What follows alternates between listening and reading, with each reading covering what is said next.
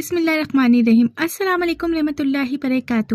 اللہ کی رحمتیں اور برکتیں نازل ہوں ہم سب پر۔ محترم ناظرین، آج میں آپ کو حضرت داؤد علیہ السلام کا ایک واقعہ بیان کروں گی، اور اس ویڈیو میں آپ سنیں گے حضرت داؤد علیہ السلام اور ایک گائے والے کا مقدمہ، اور آپ اس ویڈیو میں سنیں گے کہ حضرت داؤد علیہ السلام کی کتنی بیویاں اور کتنے بیٹے تھے۔ ویڈیو کو اینڈ تک ضرور دیکھیں۔ چینل پہ نہیں ہیں تو چینل کو سبسکرائب کر دیں۔ حضرت داؤد علیہ السلام کا زمانہ 970 قبل مسیح اور حضرت موسیٰ علیہ السلام کے 500 سال بعد کا ہے۔ وہ ایک ہی وقت میں بادشاہ اور نبی دونوں تھے۔ حضرت داؤد علیہ السلام یہودا کی نسل سے تھے۔ ان کا شجرہ نسب حضرت یعقوب علیہ السلام سے لے کر حضرت ابراہیم علیہ السلام سے ملتا ہے۔ ان پر اللہ نے زبور نازل فرمائی۔ حضرت داؤد علیہ السلام کو اللہ تعالیٰ نے نہایت خوبصورت اور ترنم آواز سے نوازا تھا۔ آپ سے پہلے اور آپ کے بعد کسی کی آواز اس قدر خوبصورت نہ تھی۔ آپ کی آواز کے لیے لحن داؤدی کا استعمال کیا جاتا ہے۔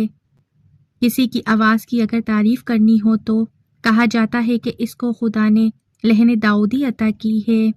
آپ جب زبور کی تلاوت کرتے تو پہاڑ بھی آپ کے ساتھ تسبیح کرتے، اور جنگل کے تمام جانور چرند پرند قریب آ کر بیٹھ جاتے اور سر جھکا لیتے۔ آپ جنگل میں شیر کی سواری کرتے، شیر پر بیٹھتے وہ آپ کے تابع ہوتا۔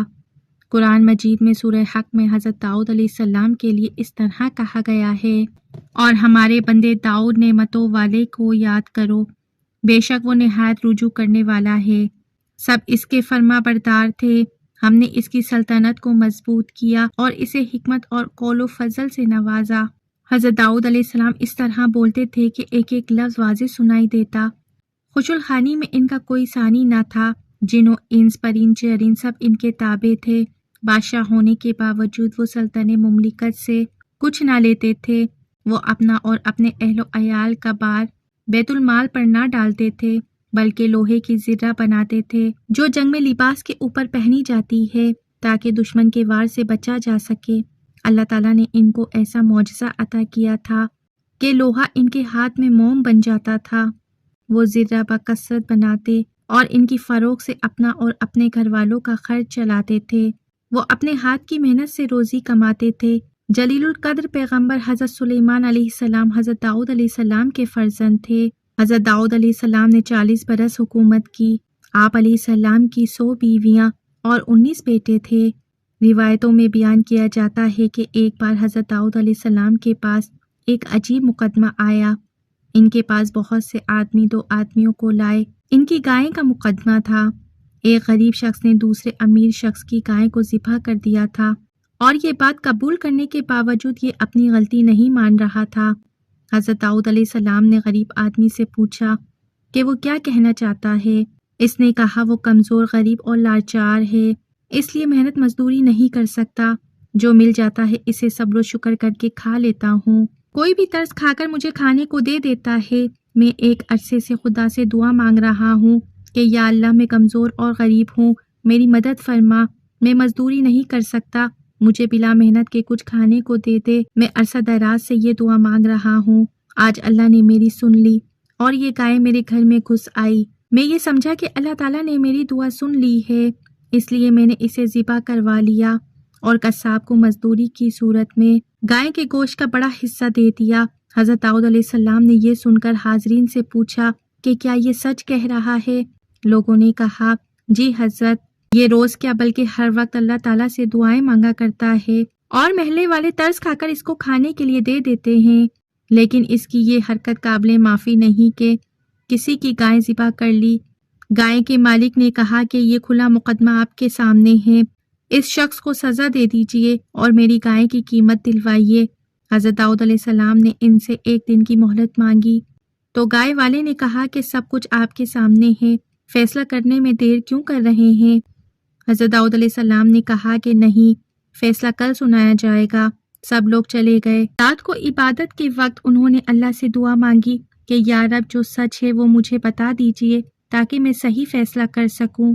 ان کی دعا اللہ تعالیٰ نے قبول کی اور اللہ تعالیٰ نے داؤد علیہ السلام پر سارے راز کھول دیے۔ اگلے دن وہ غریب نادار شخص گائے والا اور بہت سے لوگ حاضر ہوئے کہ نبی کا فیصلہ سن سکیں۔ تب حضرت داؤد علیہ السلام نے گائے والے سے کہا کہ وہ گائے اس شخص کو بخش دے۔ تب انہوں نے پھر کہا کہ تو اپنا مال و اسباب بھی اسے دے دے۔ تو وہ شخص اٹھا اور بولا، حضرت یہ کیا فیصلہ ہے؟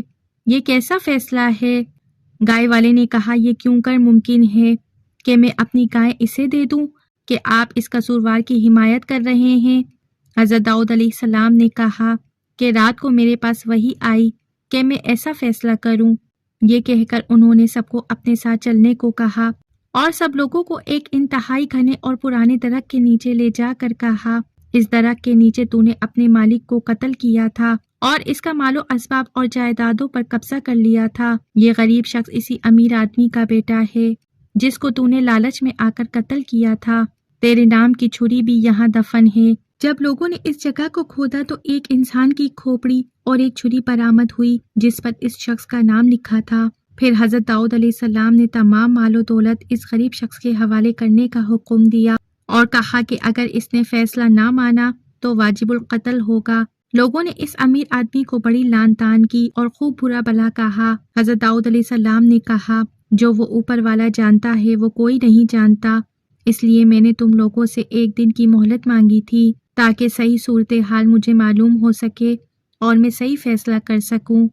اور پھر حضرت داؤد علیہ السلام نے ان دونوں کے درمیان صحیح فیصلہ کر دیا۔ محترم ناظرین، یہ تھا گائے والے کا مقدمہ۔